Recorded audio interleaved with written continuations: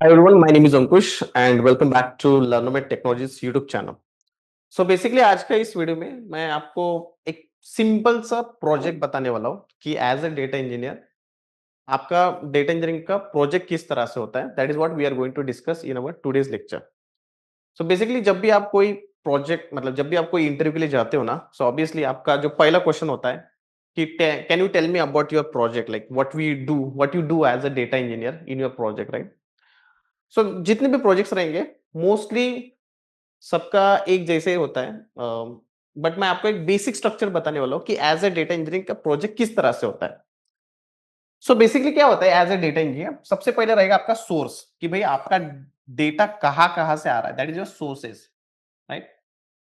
तो डेटा आपका अलग अलग सोर्सेस से आ सकता है. Keep it in your mind, like we have a different files. You can get the data in the form of files. Like let's take an example. I have these files are available on my FTP server. Okay, so it can be CSV file, it can be JSON file, it can be XML file. कुछ भी file format हो सकता है. Data engineering का main जो basic है ना, वही है कि बाबा ये कोई भी डिफरेंट डिफरेंट टाइप के डेटा को क्या कर सकता है, प्रोसेस कर सकता है. लाइक अगर आपके पास में स्ट्रक्चरल डेटा हो, आपके पास में सेमी स्ट्रक्चरल डेटा हो, आपके पास में नॉन स्ट्रक्चरल डेटा हो, कोई भी टाइप का डेटा आने दो, वो सबको क्या कर देगा, प्रोसेस कर देगा. जैसे कि एग्जांपल मैंने बताया कि अगर मैं नाम लेता हूं, तो बेसिकली मेरे पास में फाइल्स में डेटा आ रहा है. ओके, लेट्स कंसीडर मेरे पास में डिफरेंट डिफरेंट फाइल्स में डेटा आ रहा है. हो सकता है कि मेरे पास में जो डेटा है वो डेटाबेस के अंदर पड़ा है. अब जैसे मैंने बोला डेटाबेस, तो डेटाबेस आपका ओरेकल हुआ, माइस्क्ल हुआ, पोस्टग्रेसक्यूएल हुआ, सिक्वल सर्वर हुआ. कोई भी डेटाबेस के अंदर मेरा डेटा पड़ा हुआ है, उसको भी मुझे क्या करना है, प्रोसेस करना है. तीसरा अगर आप एग्जांपल लोगे, लेट्स कंसीडर मेरे पास में जो डेटा है कोई एपीआई के थ्रू आ रहा है, एपीआई सर्विसेज टाइप आपने सुना ही होगा, वहां से भी डेटा आ सकता है. एंड अलग अलग सोर्स से लेट्स कंसीडर मेरा डेटा जो पड़ा हुआ है कोई तो भी एक ऑन प्रीमाइसेस सर्वर के ऊपर पड़ा हुआ है, ऑन प्रीमाइसेस सर्वर, या फिर अगर आपका कोई डेटा क्लाउड के ऊपर भी पड़ा है, उसको भी मुझे प्रोसेस करना है. तो ये है मेरे डिफरेंट डिफरेंट सोर्सेस. बेसिकली मेरे पास में जो डेटा है वो डिफरेंट डिफरेंट सोर्सेस से आ रहा है. अब क्या करना है, ये सारे डेटा को मेरे को एक जगह पे लेकर आना है, राइट? हम क्या करेंगे, ये सारा जो डेटा है, ये सारा जो डेटा है इसको एक जगह पे लेकर आएंगे, उसको बोला जाता है डेटा लेक. क्या बोलते हैं, डेटा लेक. अब डिफरेंट डिफरेंट डेटा लेक की सर्विसेज है. अगर मैं अजूर को बोलूंगा, okay, I am considering Azure. So ADLS gen 2 अगर आपने कभी सुना होगा, एडीएलएस जेन 2, ये एक आपका डेटा लेक है. मेरे पास में डेटा कोई भी फॉर्मेट में हो, स्ट्रक्चरल हो, जैसे हमने स्ट्रक्चरल जब बोला ना, तो any data which is available under the database which is my structural data, rows and column के फॉर्मेट में होता है. Any database which is having semi structural data, like XML पकड़ लो, जेसन पकड़ लो. लेट्स से एग्जांपल, मेरे कुछ data log file के फॉर्मेट में आ रहा है जिसका कोई स्ट्रक्चर नहीं है, दैट इज अनस्ट्रक्चरल डेटा. तो सारा का सारा डेटा ना आपका डेटा लेक में आ जाएगा. अब सोर्स से डेटा डेटा लेक में डालने का जो काम है वो तो हवा में थोड़ी होगा, उसको कोई ना कोई आपको टूल्स यूटिलिटीज कुछ तो लगेगी. तो अजूर में जैसे आप यूज कर सकते हो data factory, data factory, data factory है, बहुत सारे अलग अलग डिफरेंट डिफरेंट ऑप्शंस है. वो जो आपका आर्किटेक्ट है वो डिसीजन लेता है कि बाबा क्या यूज करना चाहिए, सो दैट सोर्स से डेटा मैं डेटा लेक में लेकर आ जाऊंगा. तो डेटा फैक्ट्री एक फेमस सर्विस है प्रोवाइडेड बाय अजूर क्लाउड. अब डेटा लेक में आया, लेकिन यहाँ पे बहुत सारा कचरा है. ये सारा का सारा डेटा काम का नहीं है, इसमें कुछ डेटा जो है बिना काम का है. तो हम लोग क्या करेंगे फिर, उसका जो बिना काम का डेटा है, हम लोग क्या करेंगे, ये डेटा को हम लोग ट्रांसफॉर्म करेंगे. फिर उसके पास में मेरे पास में एक अच्छा डेटा आएगा. जो जो ट्रांसफॉर्मेशन का जो काम होता है ना, ट्रांसफॉर्म. ओके, सो बेसिकली ये मेरा एक्सट्रैक्ट हुआ, ये ट्रांसफॉर्म कर रहा हूं. ट्रांसफॉर्म करने का जो काम होता है वो आपका होता है डेटा ब्रिक्स.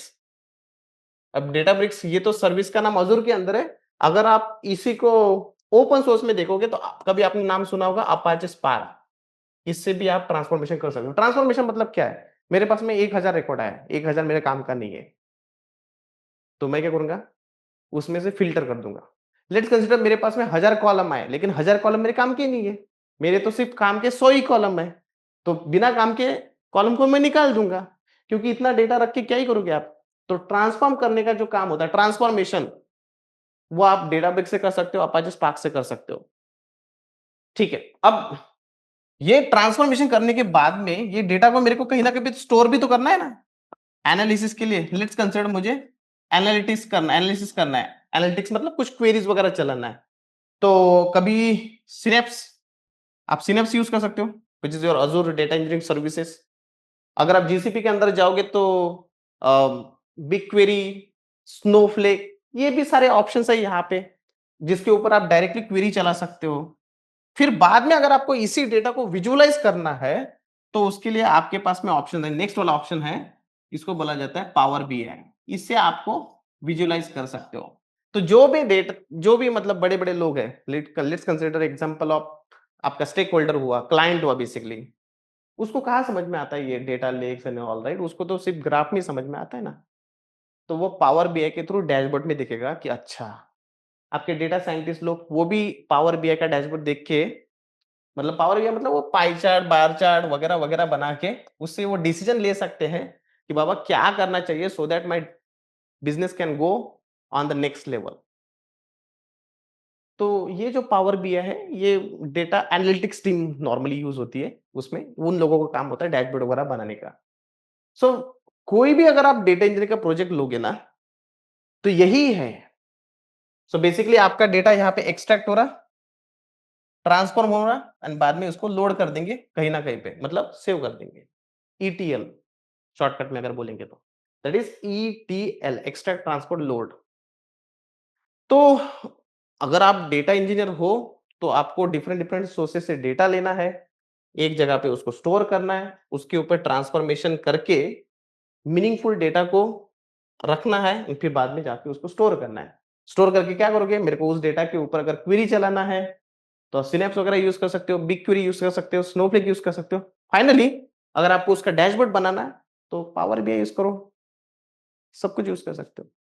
टैलेंट भी यूज किया जाता था। So this is all about the basic project of as a data engineer. Again इसको थोड़ा प्रैक्टिकल करके देखें तो और मजा आएगा, but for that you might need to learn about the data engineering, and you can learn this data engineering services from लर्नोमेट।